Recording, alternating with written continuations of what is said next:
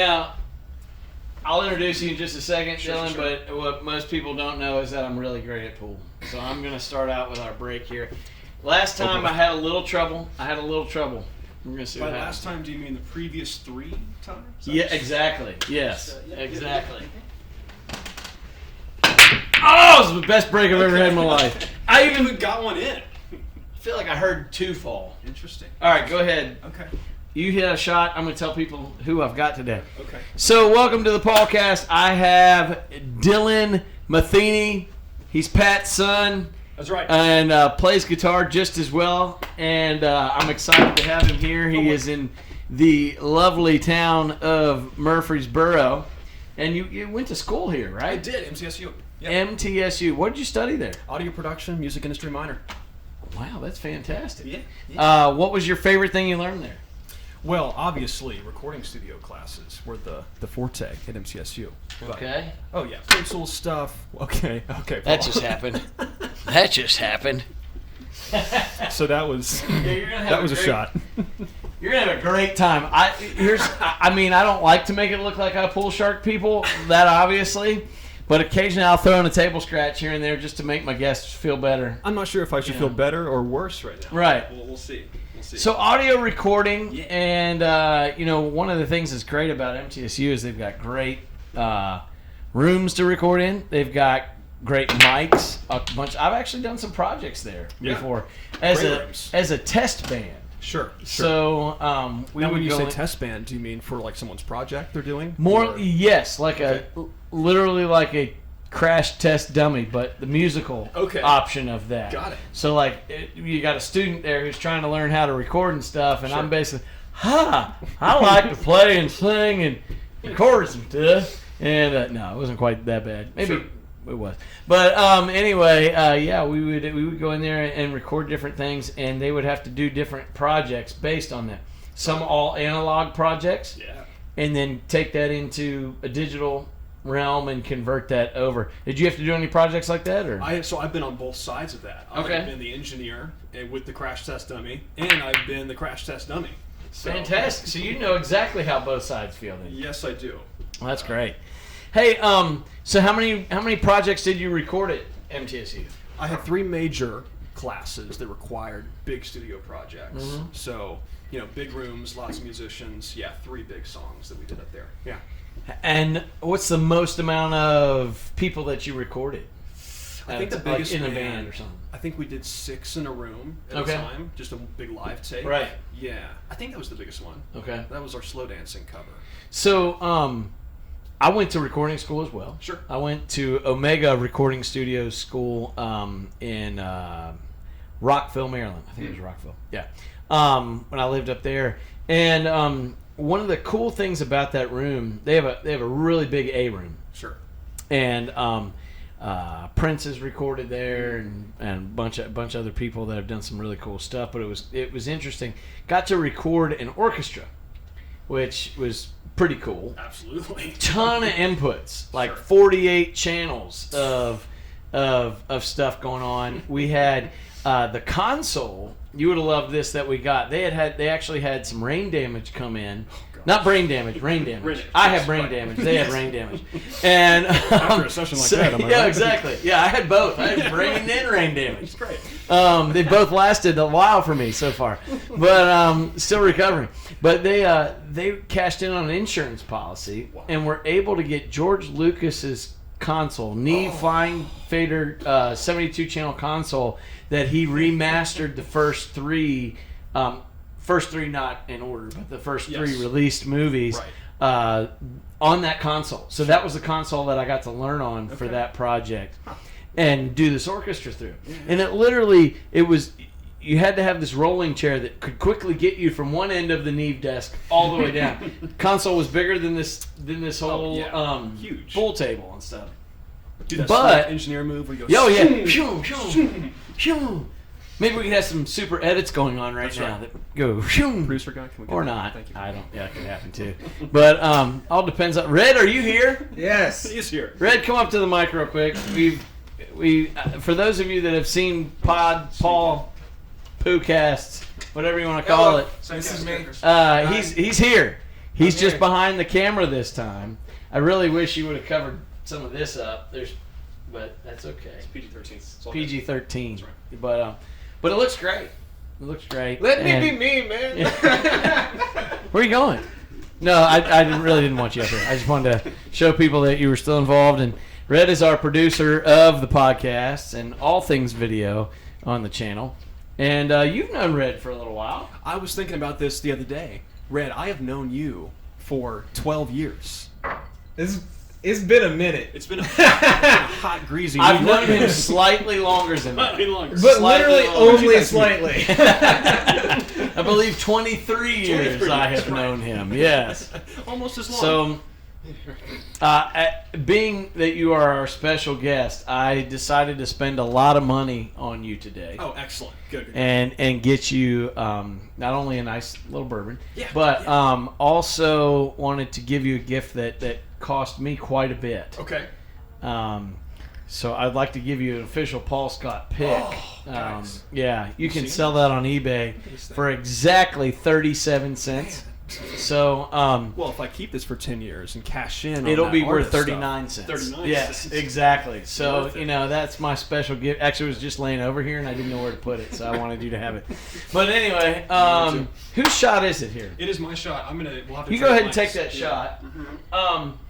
And then while you're taking that shot, this is a little different podcast in that, I want to tell people about local musicians in the Nashville area who are doing different things during this COVID time to take advantage of being in the studio, having our 6 feet of social. I think it's these. We actually measured these microphones. They're exactly 6 feet apart. That's right. Yeah. And we know that because when you are doing your stereo overheads for drum miking, they need to be exactly COVID 6 feet apart. Precisely. That's actually not true at all. But anyway, go ahead and take a shot. I'm going to do that. This is an awkward one. It's an awkward shot. We have a lot of awkward shots with microphones. For those watching at home. Just don't hit my solid. There you go. Great. The good thing. Okay. Yeah. Most people would think that I invited Dillon to the show because of your musical capabilities and your talent and your schooling and all of that. It was basically because I felt you were on the same level of pool as I was. Not far off. Ow. I actually hurt my finger right on. I don't know if you can see this in the camera. I actually went to go do this and bam. Bam. Maybe we can get a visual sound effect on this.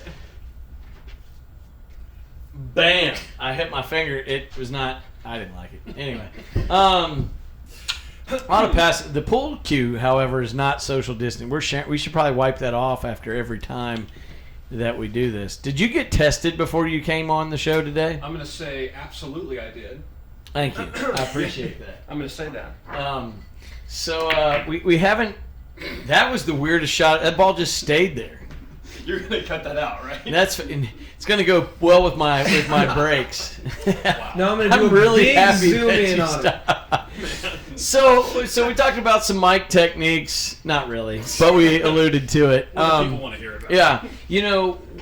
Did you have to do any analog recording? And for those people who don't know what analog is, explain what that. Yeah, so most of these classes were cut just straight to Pro Tools. Ones and zeros, super lame. You can take classes where it's just tape, you record straight to tape, and that's super cool. I didn't take those classes because I didn't have the time, but look at that smooth shot. Look at that, I love it. But yes, I actually went and did some extracurricular activity and recorded my final project mix onto tape and then back into Pro Tools, just to say we did some tape stuff, but so nothing official. Yeah, I mean, we had a little bit of a recording Nazi that. So analog is when it goes straight to tape. Yes. A reel-to-reel, old-school style tape. Mm-hmm. Pro Tools is on a computer. Right. For those people that are not quite sure what that is. So I had to learn everything. It reminded me of if my mom was to teach me not home, but actual studio recording. Sure. But so when you learn how to pull weeds in the garden Have you ever had to pull weeds in the garden? 100%. Yeah. Yes. So when your mom gets out there and she wants you to pull weeds in the garden, like as a kid, this is my own kid. I'm like, hey, come help me pull some weeds, whatever. Right. And you just pull the tops because that's what's easy. Yeah. She's like, no, you got to get down in there and get to the root and all that sort of stuff. I'm like, oh, it's so much harder. So that's kind of how analog recording was for me. Yeah. Not only did we have to set up the reels, we had to adjust what's called the azimuth on the actual tape head machine and stuff. And then if we went to bounce anything, which basically means to re-record over or move tracks over to another channel and that sort of thing, we had to actually learn how to do that. And the weird thing about old school analog that we had to learn too was that your voltage matters in the room. Is your voltage the same when you record? Because the tape will slow or speed up. Sure. Really tough to do. Wind speed, stuff, Yeah, all kinds of all stuff. those sorts of things. And you can stick your finger in the reel That's and right, make it that's right. slower or faster or whatever and all that sort of stuff. So we had to do a full analog recording on an API console that was a split console of 24 in, 24 return. Sure.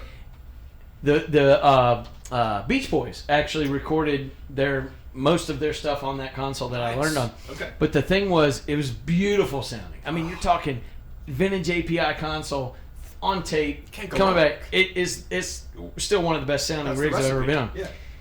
Hardest thing I've ever had to record on as well. Yeah. So that was Studio C. Studio B was an SSL console that Prince actually recorded on. Sounded great, but they used this recall system on it that looked like an Atari video game to like remember what the console's doing. Then finally we got into Studio A, which was the Lucas console I was telling you about that went to a HD Pro Tools rig. And obviously that was the easiest. And the cool thing about Omega is everything routed to the different rooms. So if I wanted the API preamp over here but wanted to bring it back into Studio A, and they had a plate up in the top of the building that the reverb came from an actual plate. You can go in the plate room, walk around, make different sounds. So it was a lot of fun. But so that had to be a huge patch bay. It was a huge patch bay. Okay. The cool thing was they made us, whether we needed to learn it or not, we had to learn how people originally recorded multi-track recordings before we even got into Pro Tools. And I felt like that really helped me understand the digital world more. So many of our people today get GarageBand included with purchase of a MacBook Pro. And not that there's anything wrong with that, but they end up getting frustrated with things like compression and input gain and all of those sorts of things. And those of you who are fans of the channel from my music playing, you're probably at this point going, what are these guys talking about? We're geeking out over tech gear. This is true. But there are a lot of those things that go into just making stuff sound good. And just because you own gear doesn't mean that that's going to end up making it sound great.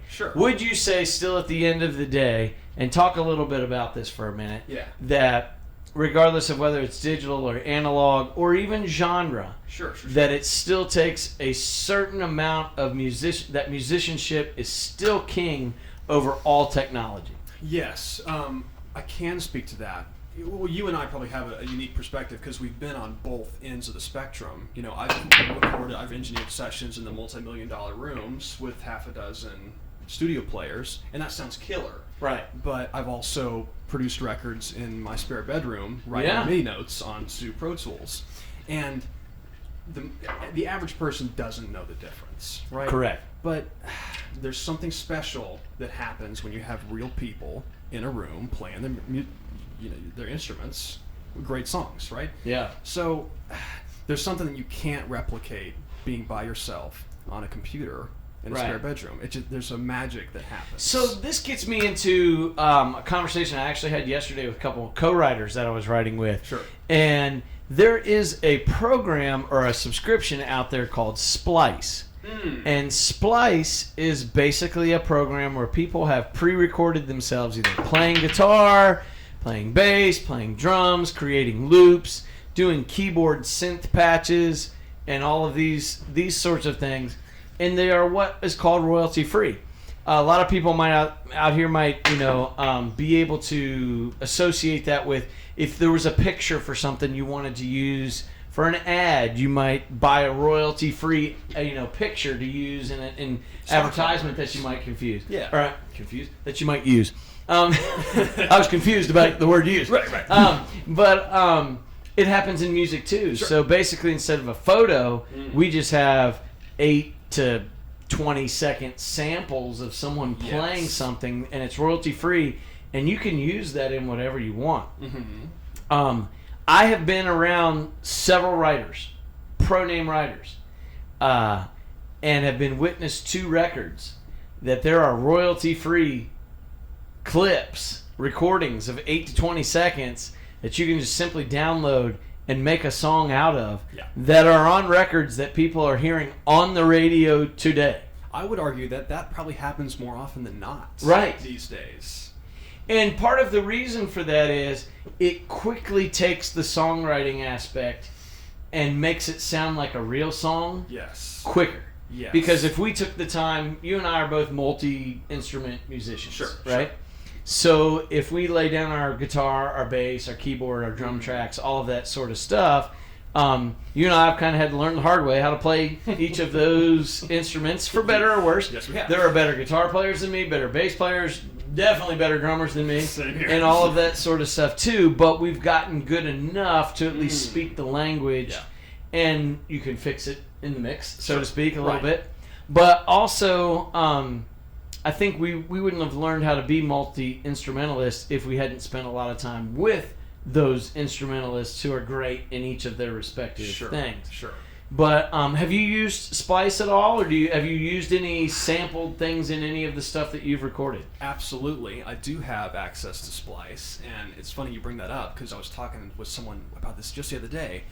Splice is incredibly powerful, but equally kind of dangerous and potentially crippling sometimes, because you can type in, say, riser, and have 1,000... That was maybe the worst.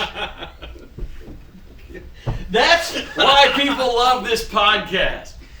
You might not care about music at all, and I might be terribly out of focus right now, and I don't care, but it's our pool playing that you really came for, and I know it. That's the reason. That's it. Anyway. Back to Splice. Splice. So yeah, you can type in whatever you want and then have 10,000 options at your fingertips. And I feel like the art of it gets lost sometimes in that, because you have these endless options. But do you track with me here? You know? So one of the ways that Nashville songwriters are using Splice is before they'll even go into a co-write, because we bring a lot of co-writers out on the bus. Sure. And some of those co-writers use Splice. By the way, not saying there's anything wrong with Splice. It's a tool. It is a tool. It's a tool. And I think that's the important part, is to use it as a tool. Exactly. Kind of like if someone was to pay for a royalty-free image to use in their advertising, there's absolutely nothing wrong with that, but it also might inspire them to create their own image or create a scratch on the table. Either one. You're going to have to grab that ball. Actually, Red, would you grab me that ball right there? Yeah. Red's in the shot. He's our ball boy for today. Hey-o. Hey, nice ball. 8 serving 1. Fantastic. Let me just sync this real quick, and then I'll get back to what I was talking about. You can see why we use pool as our He's not. kind of our... He's not going to see this. Oh! I was wrong. So wrong. I was so Hold wrong. on. I can't even get back to this until I sync this other shot. Keep it going. Keep that train on We the gotta tracks, keep my this man. going here. You do one of these, this is going right in the hole. Right in the hole. Right in the hole. Like I said, right in the hole. Red, where are you? Ball boy. Ball boy. Hello. Ball boy. our Here you go, guys. Our unbuttoned shirt ball boy. I got your ball for you. Hey. You're welcome. Oh, you pick up the stick. Okie dokie. I'll drop it again. Anybody need water? More bourbon, please. Anyway, this is the most ADD podcast out there, right? We'll get somewhere eventually. Yeah. So people are using the songwriters will come out. They'll actually. You were talking about option anxiety, basically. Yes. And so they will pick 3 or 4 loops. They will pick some keys of some things, of some pads and stuff. Sure. And before they will write with the guys or whatever, they will kind of already have some things in the tank to bring. Right. Because the big mistake that you can make with whether it's GarageBand or Logic or any of these music creation tools is to go, oh, I'm kind of feeling this. Let me dig for 10 hours Sure. to find the right thing. Don't be that guy. Yeah. So if you're going to come to a session or a writing session, already have some stuff in place. Save yourself the headache, and come prepared of some things that work. That's fairly new. You know, before Splice and other programs that are out there that, and even GarageBand that provided those things, loops are not a new thing. And I'm sure you had to do this as well. I had to create my own loops. Sure. Yeah. Program my own drums, record my own looping guitar parts, and things like that as well. And but the bottom line with that, I guess, is it really doesn't matter. Whatever it takes to get the project done, Sure. is what we want. Speaking of projects that are done. Speaking of projects that are done, what a segue. You liked it, didn't you? I love it. You've got an EP out. I sure do. You want to tell us some more about that? I would love to. Thank you. So about 2.5 years ago, I met my buddy Alex Parham at MTSU in our first recording class ever. Quickly hit it off and realized our musical styles complemented each other in some way. But we've been working on a record called Speak Easy that's coming out about a month from now, July 17th. So Now, see, I thought Speakeasy was the name of your recording studio. it was. Okay. It kind of still is. Okay. But one day he just came and said, hey, why don't we just name this Speak Easy? Okay. And I said, I love it. I love it. Kind of promotes the studio at the same time. That hit home with you. Now, before you get more into that album, I would like to throw out there, you and I have had chances to record in the past. Actually, the first time I ever recorded anything was with Paul Scott. Yeah. Yeah. And that was a home studio. It was a home studio. Recording. Absolutely. And it was a Pro Tools type deal. Sure. And, it gave me an opportunity. I've recorded a lot of my own stuff. Right. It had been a minute, probably 5 or 6 years since I had Sure. engineered and produced an act Right. in a session. Right. And so it gave me a chance to kind of get back into those vibes, see what other people were doing. He had an amazing singer Oh, on gosh. Yes. that. And some other some guys that were new, Sure. had never recorded a thing in their life. Big spectrum. Yeah. And then you were kind of like the MD Yeah. on the whole thing, kind Sort of of. bringing it all together and that sort of thing. And that was a really cool experience to get that done. It was for us, too. So yeah. and that kind of kept me involved with what you were doing. That was before you went to MTSU, correct? That was a good bit before. Or what? Okay, yeah, Several years before. Yeah. Yeah. So kind of got in on the early cusp of things that are Dillon Matheny related. Dillon things. Dillon things. I'll come up with a better Yeah, term. hit us, get us a stripe in there. We'll get you a stripe in there. You're gonna have to get past all of my. See, that's part of my evil plan. I left all of those other solids on the table so you couldn't get to your I can stripe. tell he orchestrated this. Everybody, can I use your calculator watch for a second? Oh boy. To the left, to the left. There's some chaos in there. Oh, some balls are spinning. If you get that in, are you kidding me? Are you kidding me? I'll take it. Okay. That's probably the best shot we've had in 4 episodes. I'm That gonna say might it be the best definitely shot is. this pool table has ever seen. Could be. Lord knows it wasn't anything that I've ever done on it. Man. The game is What you want to do is get this 5-ball in. Definitely. Right 4 now. to 8 ball. Yeah. That's how, That's how it what. works.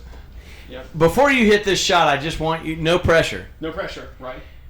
We've done 3 episodes so far. This is Yes. episode number 4 of the Paulcast. Okay. And we have never finished a game of pool So I've in the noticed hour that the Paulcast is. If you sink this 8-ball, there's I don't know what to do. Producer Red, what are we supposed to keep talking? You Do we keep start talking. another? Do we start another The game? show goes on. Still goes on. Okay. I think. Never actually had this opportunity to have. What? Oh, there's Did you see how he went behind that and got it back? Yeah. I had a thing. It didn't work. All right, so tell us about what we can expect to hear on this album, both from a songwriting point of view, Sure. a sonic point of view, Okay. a producer point of view. Yeah. And is the buddy Alex that you're working with, he's the vocalist on this, correct? He's the vocalist for all but one of the songs. Okay. And he does most of the programming. He's like machine. Oh wow. Whiz. Okay. Yeah. Okay. So tell us more about that. Yeah. So our styles are complementary, but they're also kind of opposites because he's like a hip hop rap guy doing beats, and I'm more on the acoustic side. Got to start my camera thing here. What's going on? All right, there we go. Yeah. So when we come together, what's going on back there? All kinds of chaos. We're gonna make sure your camera's working. Did it cut off? No, it's fine. It was to give me a battery thing. I would check that cable. Oh, let's check that cable. Maybe it's because the power strip's not on. That'll do. There we go. That's a High technology here, folks. Red got it. He's good. Producer Red's on the case. He's on the case. Hot on the trail. Hot on the trail. Come on, Orange Ball. Just a little. Yeah, it's wishful thinking. give me a sneeze. It doesn't there. work. Yeah, so when me and Alex record together... I just got COVID all over that Orange Ball there. How dare you? So yeah, when we record together, it's kind of an opposites attract thing because he's more on the digital side and I'm more on the analog side. Oh, fantastic! So I play all the keys parts and the guitar parts. Right. So it's an interesting mix. But does he rap on the album? A couple songs. Okay. Yeah, he does. Okay. You can expect some rapping from Mr. Parham. All right. So it's all kinds of genres, kind of a hodgepodge. But it's 7 tracks, and they're all kind of different. And they bring something. Where can people find this if they want to? This will be everywhere: streaming services, iTunes, Apple Music, the whole nine. Okay, I want to introduce you to one of our favorite moments in the Paulcast. That's right. We have Duchess, the wonderful Duchess. That's right. She's part of the game. Yeah. Oh yeah, I know. Hey, so if you've seen it, you know that your shot largely depends on what she decides to do with the balls. I get it. I'm really hoping that she would get up right now, but she's being lazy and move the cue ball because you pretty much are going to end the first game ever. That's quite an honor. I guess so. First guest and first one to complete a game on a Paulcast here. Have at it. Let's see what happens here. I don't even know what to think here. I feel like I'm a color commentator right now. Ladies and gentlemen, Dillon Matheny is ready for the shot. He has got the wonderful Duchess at his side. I'm not sure. He's very confident. His watch feels a little heavy on his left hand. I'm not sure if that's going to be able to be bankable. Everyone, with authority. Red, rack him up. We got to get game 2 in here. Duchess, you didn't help me out, girl. First game completed. Congratulations. Thank you. Cheers to that. I would like to on being the first winner of a game. Next, are you stripes or solids? Neither. We're both. Oh no, you got a stripe in. I feel. Okay, that sounds right. Ouch. Yeah, Red. Next time, just make up a better story. Yeah. Thank you. Your stripes. Thank you. God, it's terrible. Worst producer Worst ever. producer ever. Oh boy, all kinds of things happen. Lot of traffic. A lot of nothing. whole lot of nothing. Oh boy. All right, tell me before you hit your next one here. Tell me a little bit more about this album. Yeah, so 7 tracks kind of runs the gamut of all. We got some rap in there, we got some acoustic stuff in there, some pop stuff. Is there a song named Speakeasy? There is not a song We named Speakeasy. need to write that. We could. We need to write that. We should. And that'll be on the next one. And that would just tie the whole thing together. Tie the whole thing together. Wouldn't make any sense later. So, what are the names of the songs? The names of the songs. I'm putting you on the spot. And if you don't know them, that's okay. No, I could name them all, but you can rap them too if you then, like. Then it wouldn't be a surprise. Oh, a little draw there. Right. Either way, we're gonna have some stuff here on the screen. We're gonna put it down on the link below where everybody can go to and stream all that stuff and buy it. It would be nice if they buy it. I'd love them if they. That would be great. Yeah, it'd be great. Even better. I've got a little Patreon icon which I haven't even talked to people about yet. Yeah. Boy, that's my favorite shot of the day right there. Can we get a little close up on that right there? Yeah, that's We'll zoom awesome. right in on it. Right. This is the cover for your album, correct? Isn't that basically? That's essentially the image. That's the video of the first song on the album. Well, it's in super slow-mo. Super slow. But that is the video. It's called The Duchess of Tail. Okay, I'm for it. Anyway, I have no idea whose shot it is. I think it's I'm my gonna go shot. with yours. Okay, You go ahead. I'll take a shot. Yeah. Thank you, Duchess. What are you doing? What are you looking at? You can't touch the cat. Sorry, It's part of the rules. Okay. So we're watching Dillon's shot here. He is stripes. You'll see how It's fantastic. All right. I don't. I'm gonna open up a new thing here in a second, but I gotta make this shot first. Yeah, go for it. Ladies and gentlemen, we have come to that point in the game in which Oh man. Oh he's boy. going behind the back yet I again. have goosebumps right now. So cool. Ah, it worked. I love it. It worked. All of you who think I suck at pool. I'm actually very impressed. All right. Sink another in there, Paul. Get this blue to go home. I gotta go around the mic stand. I wish they could see this. They can. We have a wide shot. Yeah, they That can't see too. that, I think. Yeah. This doesn't work very well though. I guess I'll put this burgundy home. Send it home. Yeah, that's the home run. That's the free space in bingo. Not really. I'm hitting it on an angle. Okay, there we go. Don't mind that my stick just hit that yellow. Nobody saw it. I didn't see it. I didn't see it. I gotta sit. Duchess, it's going home. No, I won't do that to her. I really intended. We have the worst pool setup in the history of pool, by the way. There you go. So one of the new areas that I wanted to get into was in recording all this digital stuff. We've talked about like photos that were like, usable as royalty free, Splice royalty free. A lot of people are doing subscription services these days, Prime Video, Netflix, those sorts of things.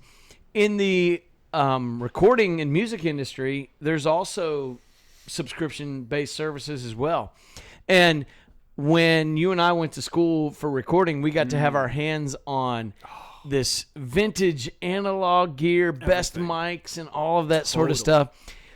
There's a company out there that you and I both, without really talking about it, both fell in love with that is doing a subscription service, but also emulating all of these vintage things, and that's called Slate Digital. That's right.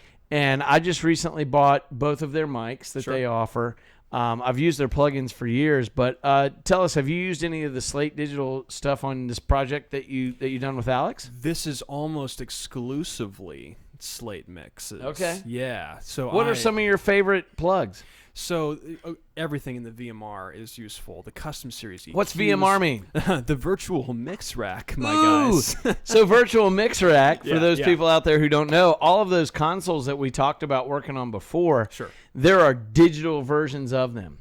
And the thing that I like about Slate is not only do they sound great, for someone who had to go through the painstaking process of going to school and learning on these consoles, they actually look like them. That's right. And the knobs that turn are click-turn knobs. There's something to that. So cool. Yeah. Because I'm never going to own these consoles. I'm never going to own all of this millions and millions of dollars unless I become a studio owner for some reason, right? Sure. But Slate Digital's done a great job with all their homework and made it feel like you're actually working on the stuff that I learned on, that you learned on. Sure. Yeah. And it's kind of cool because you can take your education that you had at MTSU to the home front, to your home studio, and then produce an actual record with the knowledge that you learned on the real stuff, apply it in the digital world, which honestly is what percentage would you give accuracy? Like 80%, 90%? I mean, how close are we getting? I mean, at this level, it's like the 90-95% range. It really is. When you have all the top mixing engineers A-Bing this stuff and saying, I can't tell the difference. Can't tell the difference. That's next level stuff. And there is an engineer that have been a huge fan of for probably 2 decades, is Chris Lord-Alge. Oh, yeah. And he has these presets and stuff. Sure. And they get me started. I don't usually stick with everything because, and Chris wouldn't either if he was doing it. Right. It depends on the song and Gets it close. And all of that. But man, it's a great starting point, and the ability to, if you were to go buy all of this stuff, you wouldn't get the producer with it. Sure. But when you get it digitally, you actually are getting the producer's presets. Right. And it's almost like you've got that producer who's done Mariah Carey records, Maroon 5 records, Kelly, who am I thinking of? Clarkson? Yes, thank you. Kelly Clarkson. Green Day, Dave Matthews.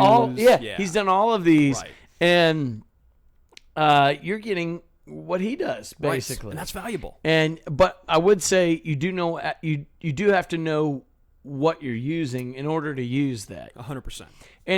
And I think that really brings us back to where music is a language. Sure. Right? Sure. Because even a piece of gear, and I would relate this to car people, actually, too, because if you've got like an awesome BMW M5 or a Ferrari, Porsche 911, Carrera, that sort of thing, everybody's going to drive it differently. Sure. The vehicle's the same. Right. It's got all of the horsepower and everything there, and the gear shifting and the gear ratios and all of that are all the same. Right. It's the driver that makes the car perform different. Sure.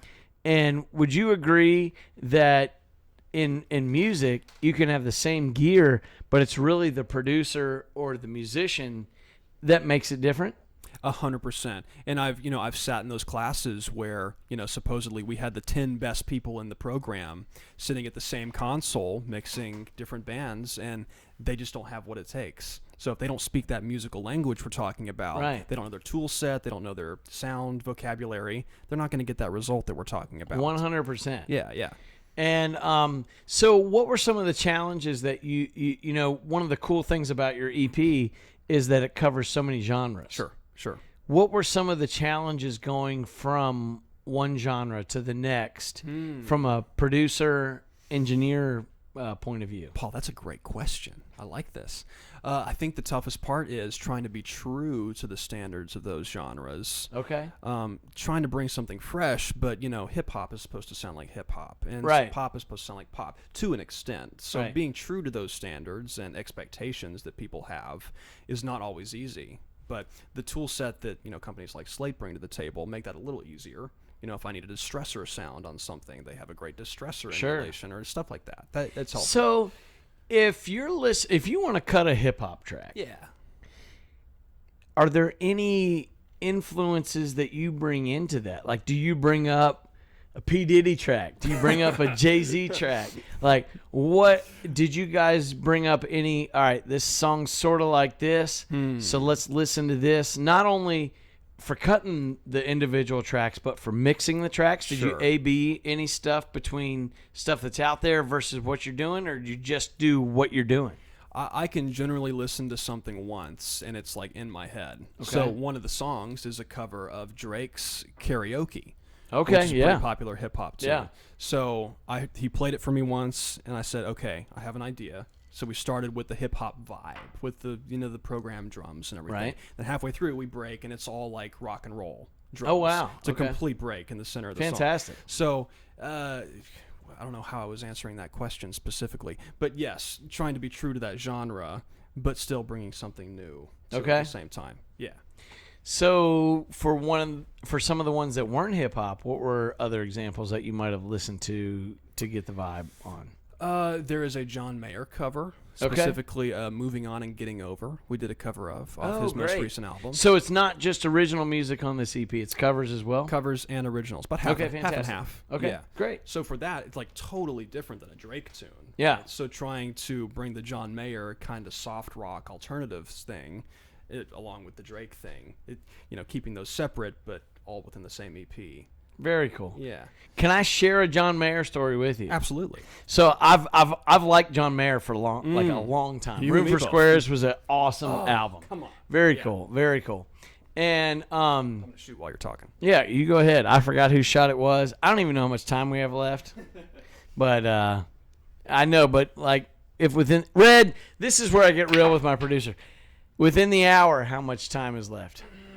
He doesn't know, so I'm just going to keep talking. But anyway, basically, our producer, Red, zones out, when he's not part of things, and that's okay. Yeah, he's in his zone. Might have a little vape going on. I don't know. It's a different zone. But it's a different vape, I think, today, too. Oh, and we just sunk some stripes right there. Anyway, if y'all see any weird filters of smoky things, it's probably just Red. But anyway, that was absolutely awful. I'll take a shot, and then I'm going to tell you my John Mayer story. Go for it. Do you have any what has John Mayer meant to you in music? So I'm with you. Room for Squares, absolutely fantastic. But I started with Continuum That was Oh, one of the yeah. records that I first heard, and I'm like, this is something else, you know. But the big one for me from him was the live show, Where the Light Is. When I heard that, I'm like, this is like a whole different level of live production and just audio production and the whole 9 yards. Like an excellence on a different level, you know. You know what's cool about doing podcasts? Yeah. You really never know where it's going to go. You never I know. had some ideas and some things. I did not expect John Mayer to come up in it. He usually PRS, Paul Reed Smith Guitars, Hey. which you can find right here in the link below and on this screen right here. At Paul Reed Smith Guitars, Bev Fowler, Rich Hannon, they will all be very happy that we brought this up, especially Paul. And so obviously I endorse Paul Reed Smith Guitars. Wait, really? What? Are you kidding me? Yeah, would have never guessed. You go ahead and get your shot in here. So my cool John Mayer story is, I grew up on a lot of his music and loved his music. Still love it. Yeah. And John's gone the whole cycle from his own thing to all of his Stevie Ray Vaughan influence Sure. to playing with the Grateful Dead. Yeah. And what's so cool for me on the PRS side of things is that he's got one guitar that he plays with Grateful Dead. Then he has another guitar that he plays just for John Mayer stuff, the Silver Sky. Right. And that's the story I'm going to tell you about because I feel like I need to tell the story to people. I didn't know it was going to come out in this podcast. I love it. That's what this is for. All right. So check this out. I'm out at the PRS factory. I'm up there with my rep Bev and with Paul. Sure. And so we're hanging out and we're in town. We had a show that day, so or that night. So we're hanging out at the factory that day. Go in and Paul is like, have you ever met Paul?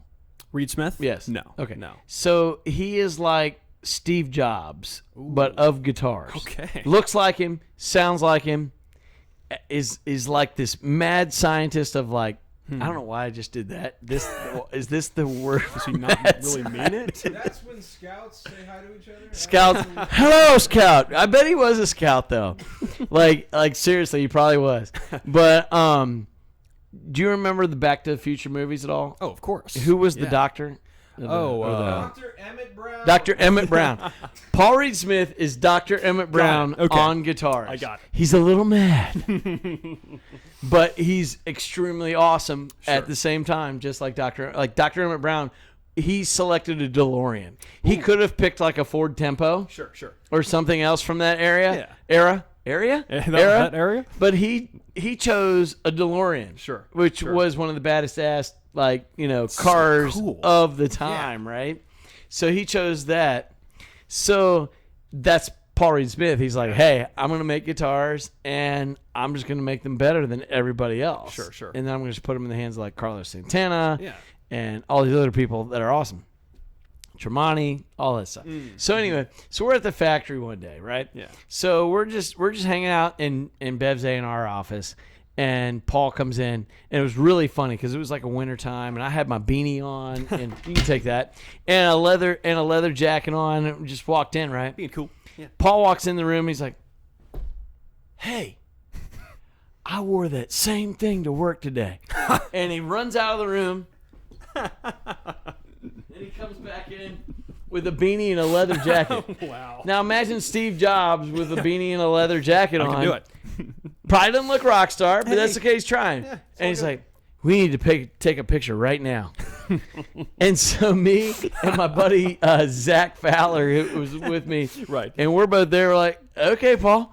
So we start to take the picture, and I'm in my beanie and leather jacket, and it's like a whole YouTube vibe. Right. But the Edge doesn't play PRS, but that's okay. Sure. But anyway, so we take our picture looking like, the Edge. And he's just cracking me up with it. And he's like, hey. I'm like, hey. Everything's like, I forget what movie or what actor that is where they're like, hey. Where they like got this setup or whatever. But Paul's like, hey, you want to go on a field trip? I'm thinking it's like outside the building or we're going to go travel. Somebody's like, yeah, come with me. Ooh. And he looks at me with his Dr. Emmett Brown eyes. And Right. and then, like, takes me over to, and if you've ever been to or seen pictures of the PRS factory, it's immaculate. Oh yeah. We're talking the finest woods, finest machinery, all of that sort of stuff. Everything's in perfection, lined up, in order. It is immaculate. Like you could eat there. You know what I mean? I love it. But he takes me to this room that's unlabeled, and he goes, "We're gonna go in here." So we go in there, and it's a mess. Sure. There's cables and crap just everywhere. Right. Looks like my home studio. Sure. Yeah, okay. Yeah. And all this, and what he he takes me in, and he's like, "Hey, you own a '63 Strat?" I'm like, "Paul, I live in Nashville. I'm a side guy for low cash at the moment, and no, I don't own a $100,000 guitar. Not at Sorry, the moment, just anyway. not in my means." He's like, "All right, well, you ever played one?" I'm like, still gonna answer that the same way. Have not ever owned a 60 or even put my hands on one. Sure. And he's like, "Well, try this out." So and he puts this guitar in my hand. Yeah. I'm like, "Oh man, this is awesome!" And he has a Fender Deluxe that he has just stripped the bones out of and made it every way that it needs to be. I'm playing this amazing Strat through this amazing Fender Deluxe. The pair couldn't be better. Sure. And I'm like, "Holy crap, this is awesome!" Sure. And he's like, "What would you want different?" I was like, "Absolutely nothing." This is the guitar. Like I've never played anything like this before. Man. So I give it back to him, and he's like, "Okay." And there's some other dude in the room. He's like, "All right, you are gonna. We're done. Send that to John." I'm like, "Send it to who?" He's like, well, that's the Silver Sky. This is John Mayer's guitar." And I'm like, "Whoa!" And I was the last one to play. I mean, there were other people that probably expected out. Sure. You know, made sure everything was cool. Right. But I was the last person to like play the final version of John Mayer's checklist. Like, okay, yeah, this guitar works. Paul had to sign off on it before. Yeah. Very So important. I got to sign off on the John Mayer Silver Sky guitar. I'm just saying. Just saying. Hey, it's a high bar. Yeah. It's a high bar. And it was shipped out that day. So then Paul takes me back to his office. Sure. And he goes, "So you never played a '63 Strat?" I was like, again. Side guy for Lack of Paulcast, funds. Nashville, yeah. Never had my hands on one. And he's like, "Hold on a second." And he goes around behind his desk. He's like, And a puff of smoke. "Try this." Wow. He has a '63 Strat. Of course he does. Why not? I pick it up. I'm like, not only is this awesome, but I'm like, "Dude, this feels just like that one." He's like, "That was the point." Wow. And they have they actually have a way of taking.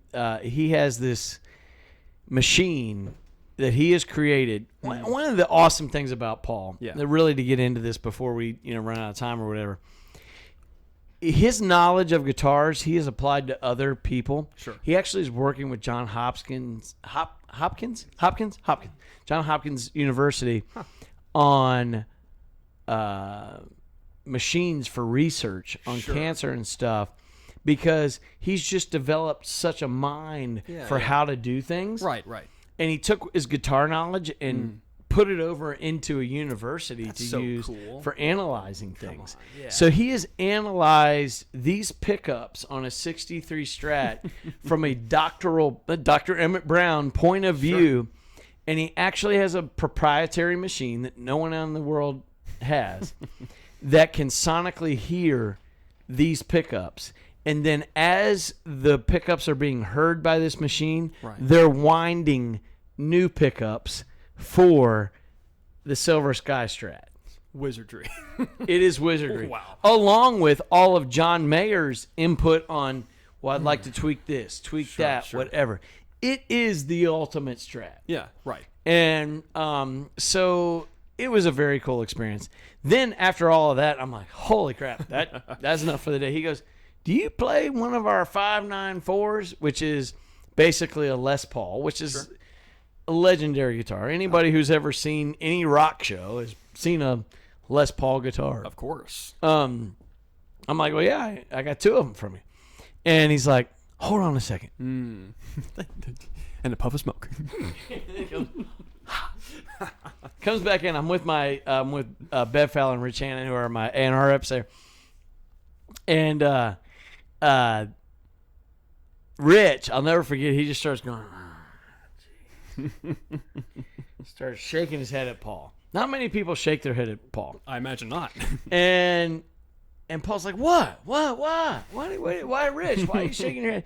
He's like, Rich says, Paul, you're the only person I know that would take a 59 Les Paul and take it apart, drill holes in it, and take the pickups completely apart. He's like, that's like, and Paul was like, well, how else am I going to learn what's inside it, what it does? Naturally. So he hands me this 59 Les Paul, puts it in my hand, and I'm like, and then I'm like, yeah. He's like, does that feel like yours? I'm like, yeah. Wow. And the 594 is an exact replication of a 59 Les Paul, but without all of the old school wiring and wrapping and things that made it difficult, that brings problems. So it's the best of both worlds, of both modern and vintage. But totally. I don't know why I got on that topic with you. I'm trying to remember why I got on that topic with you. It was the John Mayer thing. It was the John Mayer story. Yeah. That's what it was. Yes. So that was my short little or long-winded story, Great story. of my time at the PRS factory. And you did a John Mayer cover on your record? Sure did. Yeah. Moving on and getting over. I was trying to bring it back home. This is when we circuit. Whose turn is it on the pool table? I have no clue. I think I'm going to shoot. You shoot. And I want you to tell me about a non-John Mayer cut and a non-hip-hop cut on the record. I gotcha. Okay, so maybe we should go to a pop direction. Let's do that. Okay, so one of the songs on this record is another Drake influence. He has a song that did pretty well, moved some units, called Hotline Bling. We familiar with that? Not only am I familiar with that, we have done that in the Lowcast show at some point. Are you serious? I am dead serious. Wow. Anyway, go ahead. Okay. Well, I decided to mash up Hotline Bling and a 21 Pilots song called Car Radio. Dude, I love 21 Pilots. Killer band, right? They're pretty daggone awesome. So let me tell you a little 21 Pilots experience real quick. I'll make this fast, get right back to you. We're actually doing a show at Country Music Hall of Fame with Lowcash. I have parked my car in the Country Music Hall of Fame parking lot. I come out. There's all these people walking out with like bands around their arms and like yellow and black stuff all around there. I'm like, what is going on? Like, is there some protest or something I don't know about? Yeah. No, it was just 21 Pilots was in concert. Of course. Wow. It's a strange band with a strange following. And by strange, I mean great. Don't send me a letter.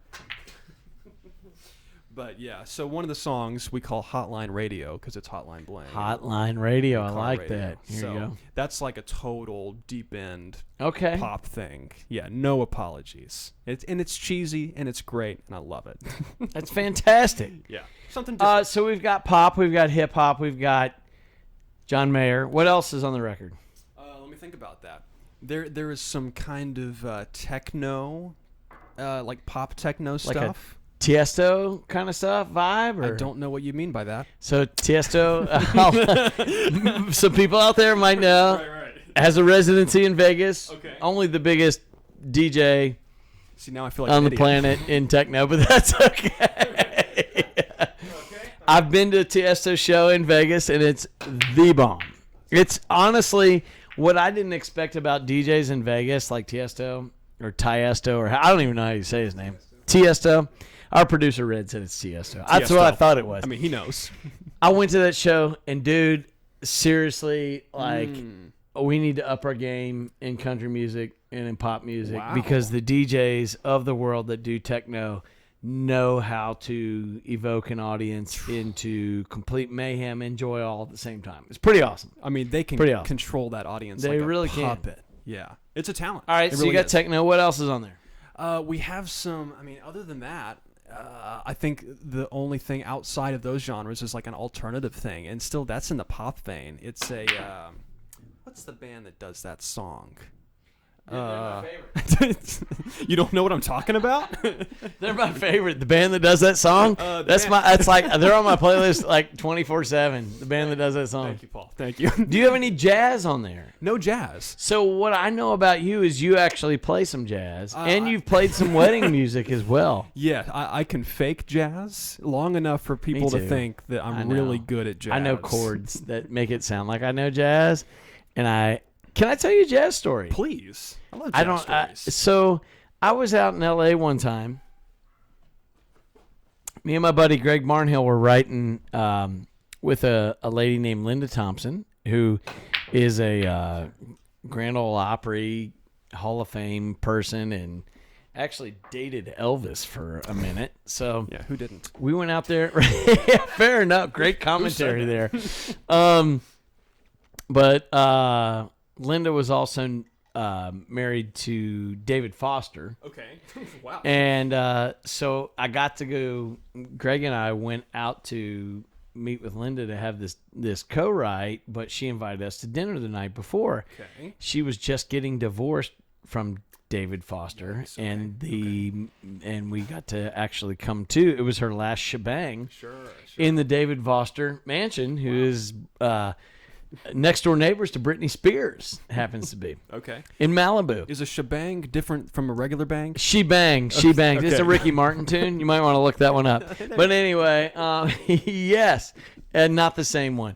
But anyway, Nice try. so we were hanging out there, and I'm like, holy crap. So Greg and I drive up in our rental car. Sure. We actually splurged for the Dodge Charger. Oh man. We were feeling really good about ourselves. And then we drove up, and then, like, it was valet parking. I've never had valet parking at someone's house before. Right, yeah. So that was new for me. And then, so we had valet parking with our Dodge Charger rented from Enterprise. And then when we pulled up, there were, like, all these Bentleys and, like, Elvis's Cadillac and all this stuff, Sure. like, where our rented Dodge Charger was. Low prof. So we pulled in, and I'll never forget. Greg was like, dude, we need to bring something. I was like, okay. He's like, let's bring a bottle of wine. I was like, I got $20. He's like, I got $20. So we bring this $40 bottle of wine as like our housewarming gift. Sure. Yeah. And it was, they decided of all the, like the theme for the dinner Sure. was Southern cooking. Oh, great. Because Linda was from Tennessee. I guess she spent time in Tennessee or whatever, Memphis with Elvis and all that. So I'm like, really? Come on, I'm in Malibu, and y'all are going to do potluck Southern cooking? That's not, I want some different stuff. I get that all the time. So we showed up with our $40 bottle of wine. Right. And went to home cooking night in Malibu. And we get in there, and what's so funny is like home cooking around here is like maybe 15 people or whatever, and it's like we all bring our stuff, right? Right. So everybody brought their own meal, but then she also like catered out with a cook in the kitchen in this mansion, and we're like, oh yeah, we belong here, and so. And there were Priscilla Presley was there, of course, Natalie Cole was there, Oh, wow. Okay. and Kevin Nealon was there. Wow. You remember? You know who that is I from do. SNL and all that sort of stuff and everything. But anyway, so we're all having dinner. I got assigned to sit next to. I didn't know there was assigned seatings at a potluck dinner, but this one there was. So we're all like, okay. So we go, and Natalie Cole's sitting right next to me. Everybody had to bring something to eat. We were from out of town, so we just brought our $40 wine, which was like really expensive for us. That's like, a big deal. Neither Greg or I had ever had $40 bottle of wine. Right. We felt good, and it was cheap. So then we're sitting next to Natalie, and she's like, it's our time for our table to go up. And she said, you got to try my chitlins. I'm Chitlins? like, okay. I didn't know what chitlins were. Do you know what chitlins are? I sure do. What are chitlins? So I believe chitlins, it's a Mississippi, Louisiana thing. Yeah. It's deep fried intestinal lining. Yes, you're exactly right. Did not know what it was. Hey, now we do. What would you describe? Have you ever had chitlins? I absolutely have not. Okay, me neither until I'm that point. smarter than that. So I'm like, well, Natalie Cole's trying to tell me to eat her chitlins. Yeah. I'm like, well, I ain't gonna say no now. Like, When in Rome, am I right? So right, exactly. So I get up there and I'm like, okay, shink, take that fork and like just put them on my plate. And we go and sit down. And I'm like, hump. Yeah, big old mouthful.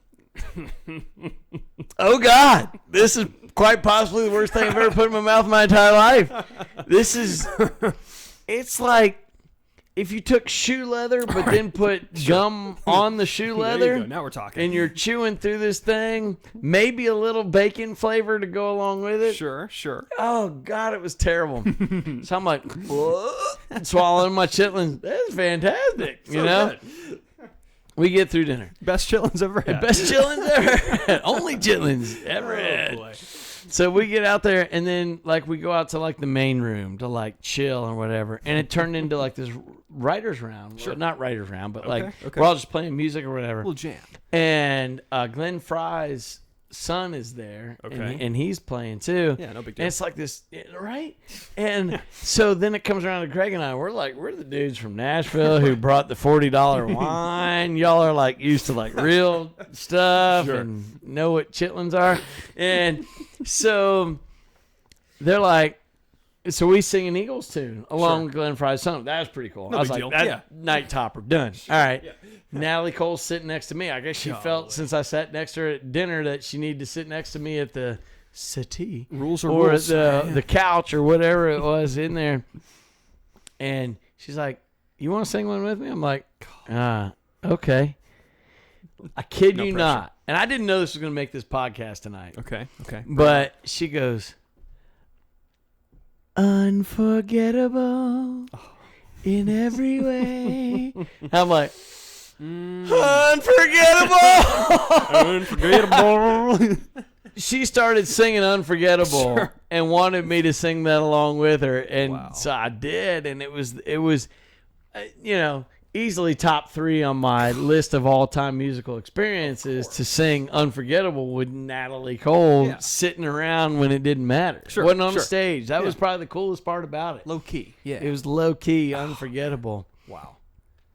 And then Craig and I sang a country song that we wrote, and everybody went, that was awesome. Man, that was We're good, like, y'all. I don't even remember what we just did. I just sang Unforgettable with Natalie Cole.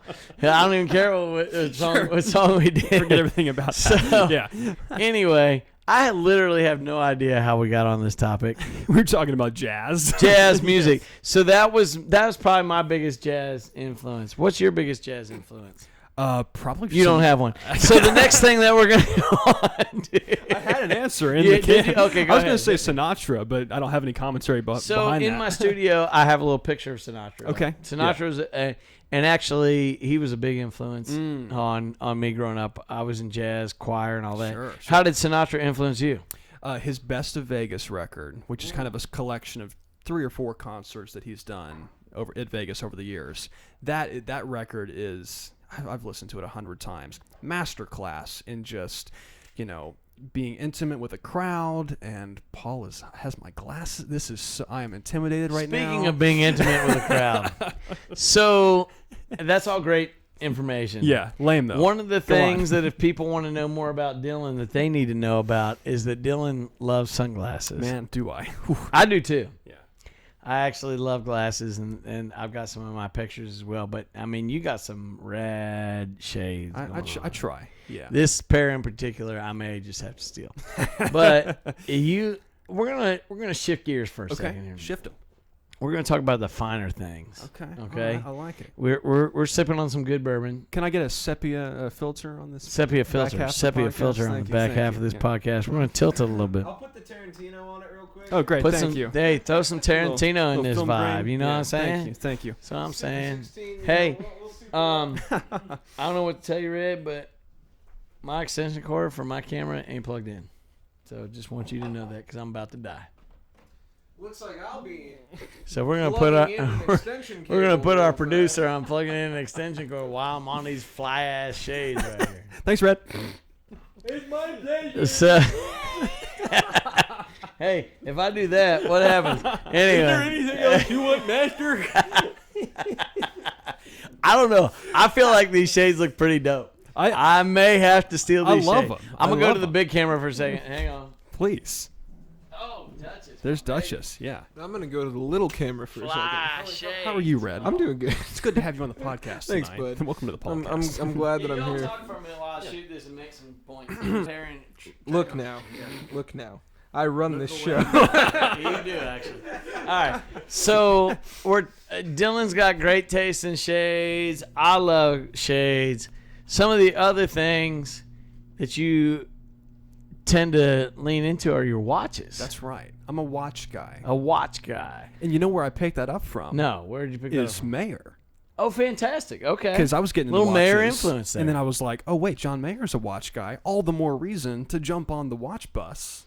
So, the watch wagon. The watch wagon. It could be the if you watch will. wagon. Yes. You take care of that. So list me your top 5 watches you got. Oh man.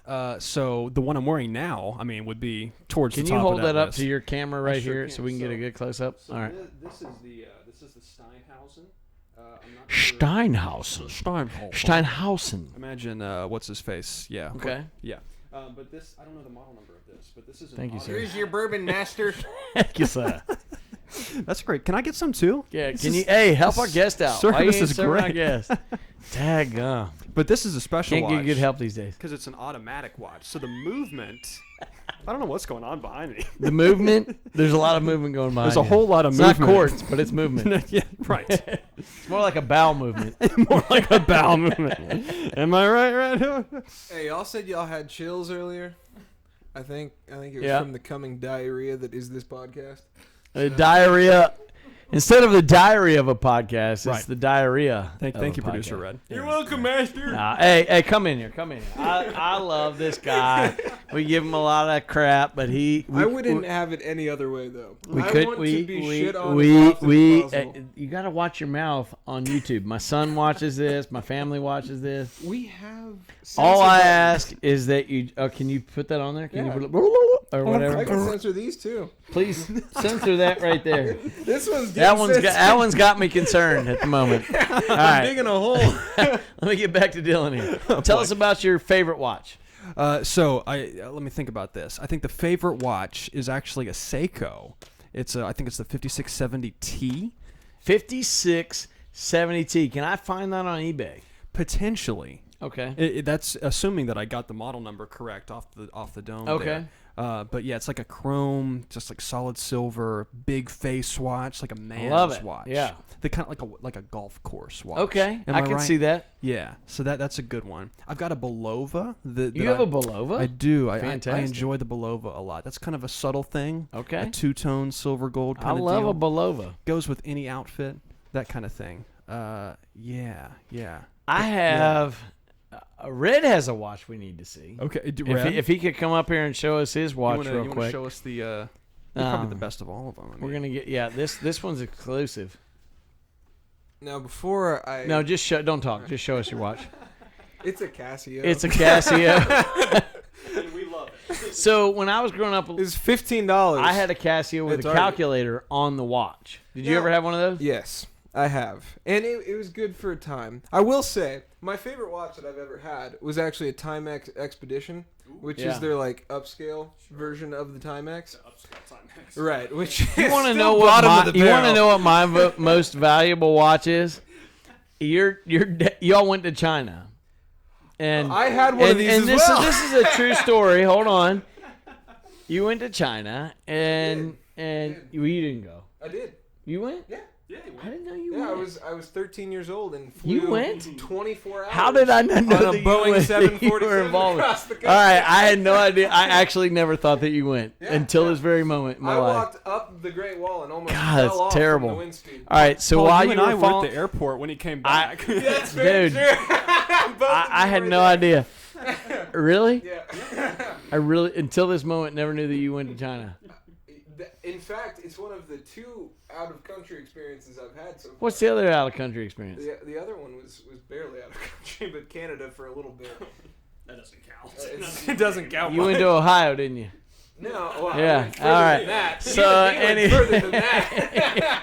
Anyway, We were in Wyoming so you for a time. when you were in China, Yes. you went there to adopt your sister, Yes. and she knows that, so it's cool. We can put this out on. Yeah, it's cool. Anyway, so you all brought me back a watch. Oh, we brought back several watches. Watches. We brought back a briefcase.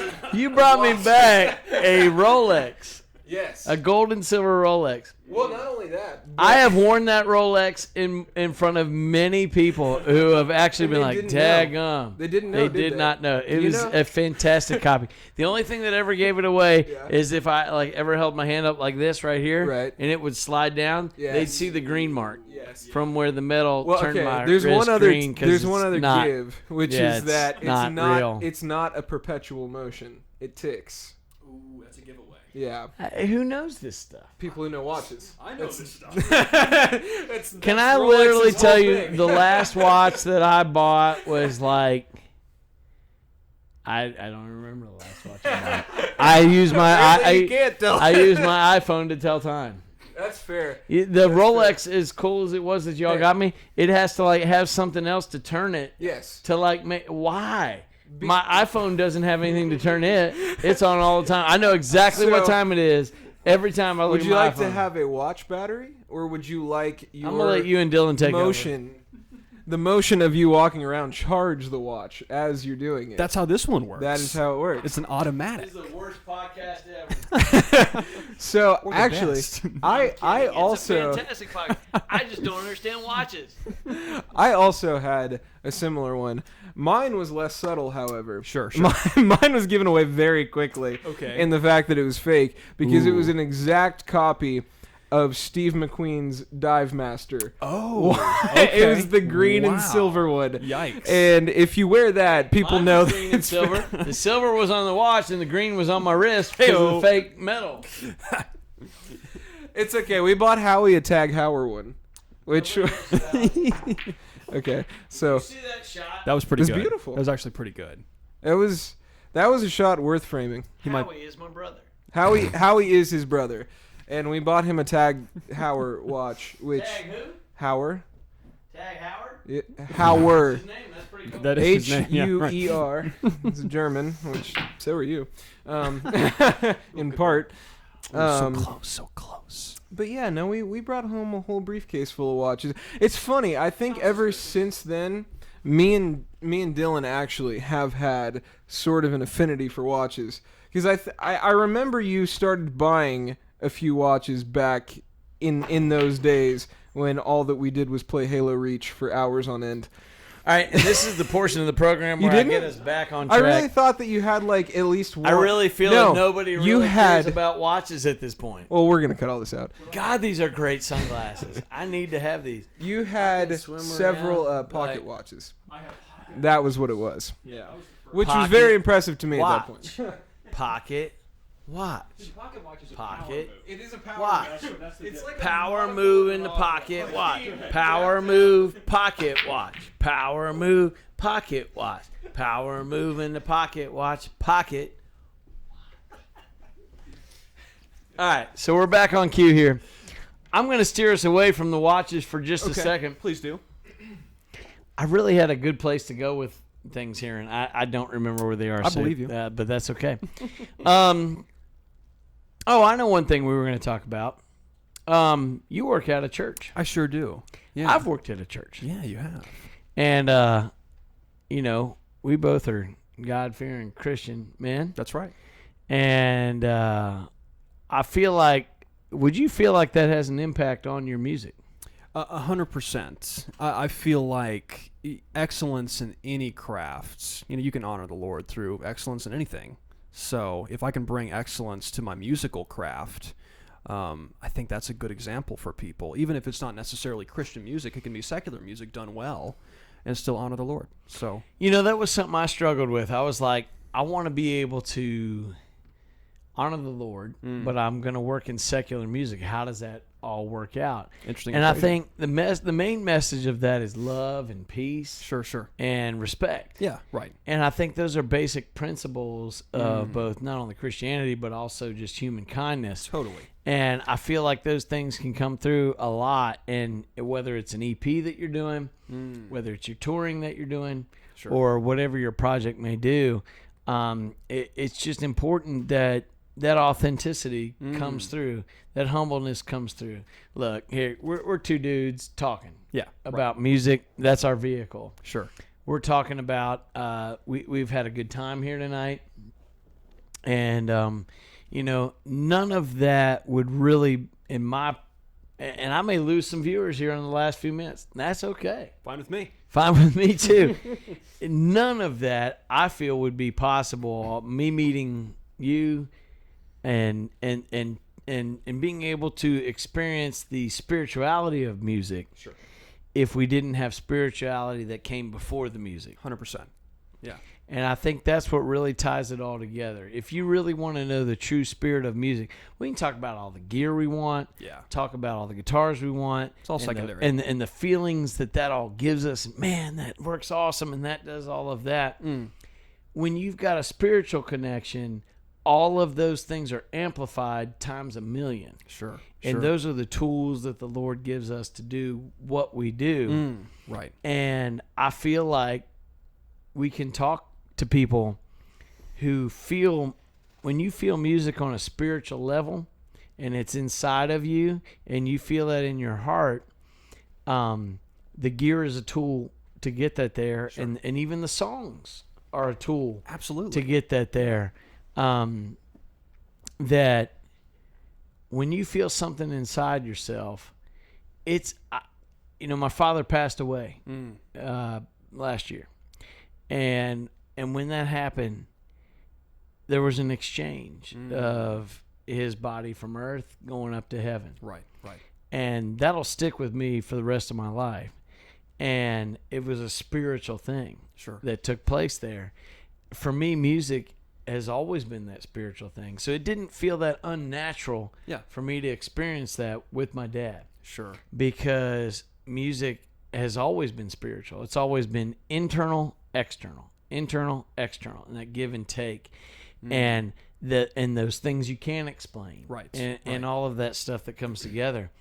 And I think that's one of the cool things between a new producer, a new album, a new act. You call it the speakeasy.